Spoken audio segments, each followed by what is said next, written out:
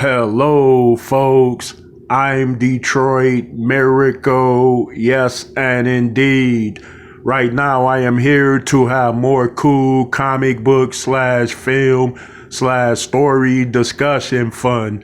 This such topic will be about Whitney Houston. And I will also compare powers of Whitney Houston as characterized in the comic book format and in the live action formats. Yes, if you didn't know, Whitney Houston has a comic book line. Yep, she has one, and it's in the comic book format.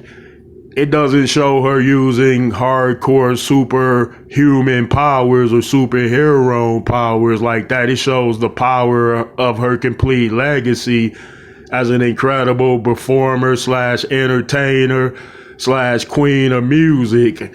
In other words, like she carried herself to those heights where she was recognized as that.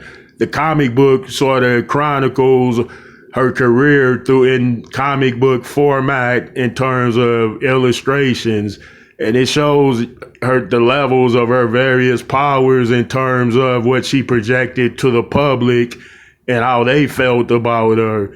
So if you go categorically, so then that is immense when tens of millions of people feel incredibly special about you, or they feel that you are incredibly special and amazing and phenomenal and wondrous, incredible, inspiring, and everything else. So it takes a great ability to get tens of millions to feel that way about you. In other words, you must show them that. And Whitney Houston was a character, a person, a talent, a career, a beauty, and she showed everybody that based on her talent, her looks, her songs, her voice, and anything else she brought to the table as far as her career went.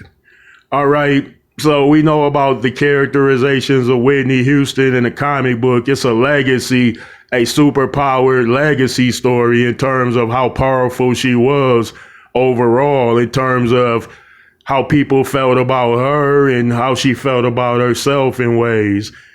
So you must look and order those comics. I didn't see any in any comic book store I ever went into, but they probably have them in limited edition. Okay. Now I'm discussing Whitney Houston in a live action. The world over recognizes this woman as one of the most greatest, sweetest, strongest voiced woman that has ever sung songs or hymned. Like she is so incredible of a gifted voice singer that she could sing in heaven. She could lead choirs. Like her voice is on that level. She can hit any high pitched tone, control it, change it up in motion. So she has most certainly manipulation over music and sound.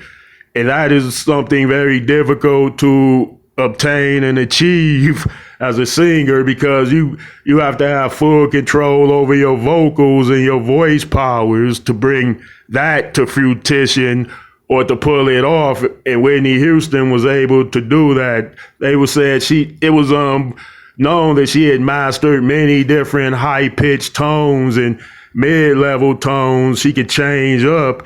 She could also change genres and incorporate different genres of music, of sound, into her songs, such as gospel, R&B, and pop contemporary. She even did a rock and roll song and she aced it. She killed it. So the fans probably hoped that she would make a separate rock album. Well, some of them did. If some preferred her as a songbird that sung so softly and, and sweet. So they didn't care that they didn't put rock and roll into her sounds. Some people wanted to hear more of that after they heard the Queen of the Night song. They were like, wow, she's rocking that rock and roll.